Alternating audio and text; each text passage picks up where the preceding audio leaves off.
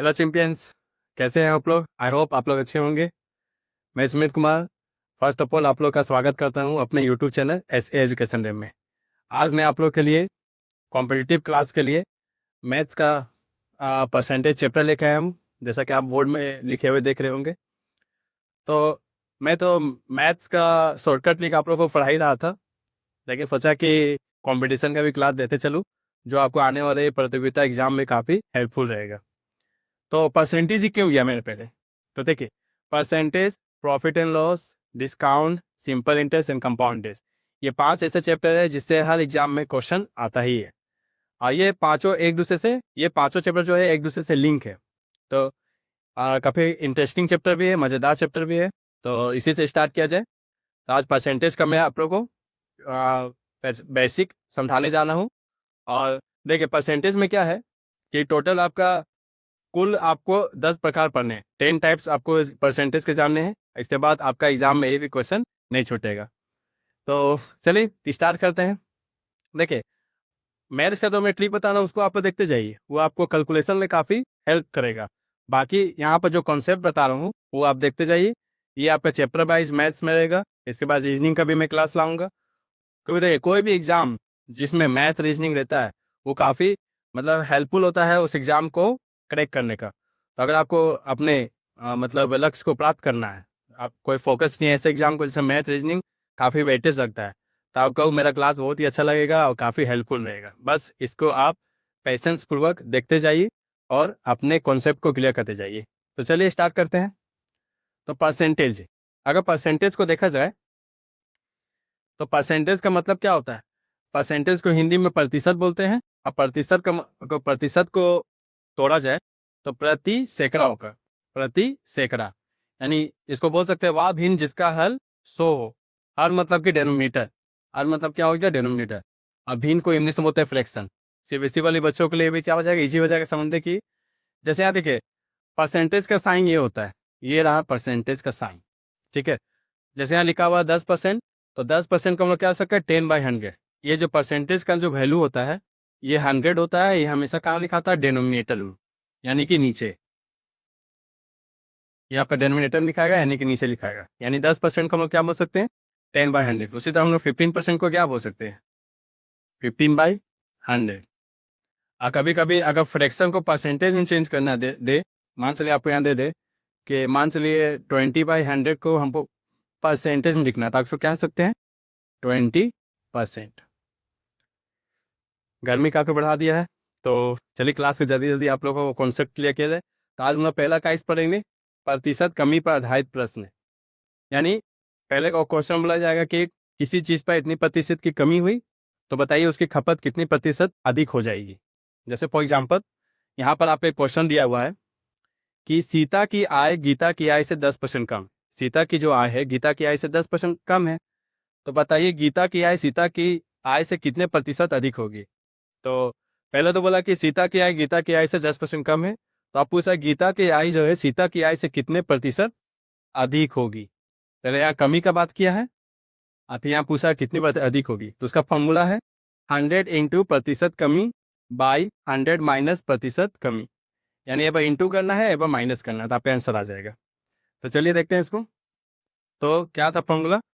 तो प्रतिशत प्रतिशत अधिकता का फॉर्मूला हो जाएगा 100 इंटू प्रतिशत कमी बाई 100 माइनस प्रतिशत कमी। आपको फॉर्मूला लिखने की जरूरत नहीं है, आप डायरेक्ट बनाना स्टार्ट कीजिए, क्योंकि तो मैं कॉन्सेप्ट समझाने के लिए लिख रहा हूँ। तो यहाँ हो जाएगा 100 इंटू प्रतिशत कमी। कितने प्रतिशत कमी हुई? 10। कितने प्रतिशत, वही सेम चीज़ यहाँ पर इंटू जगह सिर्फ क्या कर देना? माइनस दे देना है। तो इसको मल्टीप्लाई मत कीजिएगा, 100 इंटू 10 ही दीजिएगा। और इसमें जब मल्टीप्लाई माइनस करेंगे कितना आ जाएगा? 9। 9 जी सॉरी। अब एक जीरो से एक जीरो काट दीजिएगा, 100 को जब 9 से डिवाइड दीजिएगा तो कितना होगा? तो 9 को 100 से डिवाइड दीजिए, 9 1 जा 9, 10 9 का 1 बचा, 0 तारी 9 1 जा 9, 10 में 9 का 1 बचा। यानी नीचे 9 है तो नीचे यहाँ 9 ही लिखाएगा। ये नीचे वाला 1 कहाँ चल जाएगा? ऊपर चल जाएगा, और जो ऊपर आया है इधर साइन में लिख दीजिएगा। यानी 11 और 1/9 परसेंटेज का इसका क्या हो गया? वृद्धि हो गया। यानी 11.1/9% की क्या होगी, वृद्धि होगी। उसी तरह दूसरा क्वेश्चन देखिए कि चीनी का मूल्य 20% घट गया है, फिर या कमी का बात कर रहा है, घटना या कमी होना बात एक ही है। तो बताइए उपभोक्ता पहले जितने व्यय में कितने प्रतिशत अधिक चीनी प्राप्त करेगा। मतलब कोई उपभोक्ता मान चलिए 100 रुपये में 1 kg चीनी खरीदता था, अब चीनी का मूल्य क्या हो गया, 20 रुपये कम हो गया, तब 100 रुपये में से ज़्यादा चीनी ना मिलेगा, वही पूछा कितना अधिक चीनी वो प्राप्त करेगा।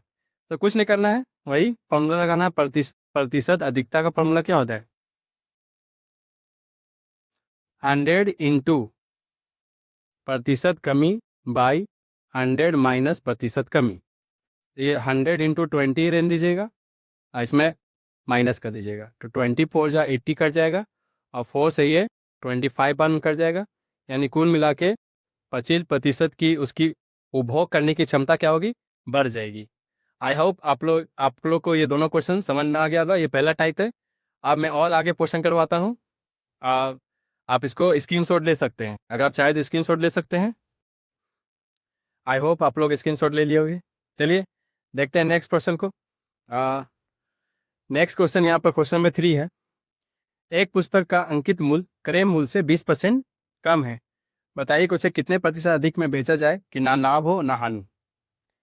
तो देखिए क्वेश्चन तो हिंदी में लिखा हुआ है, इसका इंग्लिश वर्जन तो है नहीं, लेकिन जो इंग्लिश तो समझना चाहते हैं उनके लिए मैं कुछ मतलब बाइलिंगुअल बोल दूंगा जिनको समझने में आसानी होगा। तो एक पुस्तक यानी बुक का अंकित मूल्य यानी कि कॉस्ट प्राइस, जिसको क्या बोले थे, कॉस्ट प्राइस, क्रय मूल्य से अंकित मूल्य, सॉरी अंकित मूल्य मतलब मार्केट प्राइस, क्रय मूल्य से यानी कॉस्ट प्राइस से 20% कम है यानी लेस है। तो बताइए कि उसे कितने प्रतिशत अधिक में बेचा जाए कि ना लाभ हो ना हानि हो। लाभ को क्या बोलते हैं, प्रॉफिट, और हानि को क्या बोलते हैं, लॉस। ठीक है, तो सेम है, पहले कमी का बात किया गया है, फिर पूछ रहा है कि उसे कितना पे बेचा जाए कि ना लाभ हो या ना हानि हो, यानी कितने अधिक पे बेचा जाए कि ना लाभ हो ना हानि हो। क्वेश्चन का मतलब यही हुआ। तो कुछ नहीं, बस आपको फॉर्मूला बैठाना है, प्रतिशत अधिकता का फॉर्मूला क्या हो जाएगा, 100 इंटू प्रतिशत कमी यानी 20 बाई 100 माइनस 20, तो आपको आंसर मिल जाएगा 100 इंटू 20 बाई 80, 24 जा 80, 4 से कर जाएगा 25 बन में, यानी 25% is the answer. Okay, next question देखिए। रहीम की ऊंचाई करीम से 50% कम है। रहीम की ऊंचाई जो है करीम से 50% कम है, तो ज्ञात कीजिए करीम रहीम से कितने प्रतिशत ऊंचा है। तो आप इसको हाइट वाइज भी समझ सकते हैं। क्वेश्चन में कहीं भी पहला ऐसा क्वेश्चन जो पहले कमी को दर्शाता हो और बाद में अधिकता के बारे में पूछता हो, बस आपको ये फॉर्मूला बिठाना है और आपको पता चल जाएगा कि वो कितना प्रतिशत मतलब उससे अधिक है। तो आराम से इसको भी हम बना सकते हैं। तो वही प्रतिशत अधिकता का फॉर्मूला क्या हो जाएगा, 100 इंटू 50 बाई 100 माइनस 50, तो 100 इंटू 50 एन दीजिएगा, और यहाँ पर 50, तो 50 से 50 कट गया, यानी 100% वो ऊंचा है, यानी कुल मिला के देखिए तो डबल है। तो ये टाइप्स आप क्या समझे, ये टाइप्स में बेसिकली यही बताया गया है कि पहले किसी संख्या या किसी पर्सन या कोई भी चीज़ की पहले कमी दिखाई जाएगी, फिर उसे पूछा जाएगा कि जो पहले फर्स्ट पर्सन जो है सेकंड पर्सन से, यानी पहला चीज़ है जो दूसरा चीज़ से कितने प्रतिशत अधिक है। तो बस आपको अधिकता का फॉर्मूला बिठाना है और आप आंसर पा लीजिएगा। तो इसके बाद मैं आप लोग को 6 क्वेश्चन दूंगा होमवर्क के रूप में, जिसका आंसर मुझे आपको कमेंट में बताना है। आप उसे बनाइए और उसका आंसर मुझे कमेंट में बताइए, और उसका मैं सोल्यूशन फिर नेक्स्ट वीडियो में ले आऊँगा, जिससे आप जज कर पाइएगा कि आपने कितना सही किया है और कितना गलत किया है। तो आई होप आपको मेरा ये क्लास अच्छा लगा हो। तो मिलते हैं नेक्स्ट वीडियो में, आज के लिए बस इतना ही। Thank you. तो चैंपियंस, ये रहा आप लोग का 6 क्वेश्चंस, इसे सॉल्व करके इसका आंसर मुझे कमेंट में जरूर बताएं। Thank you.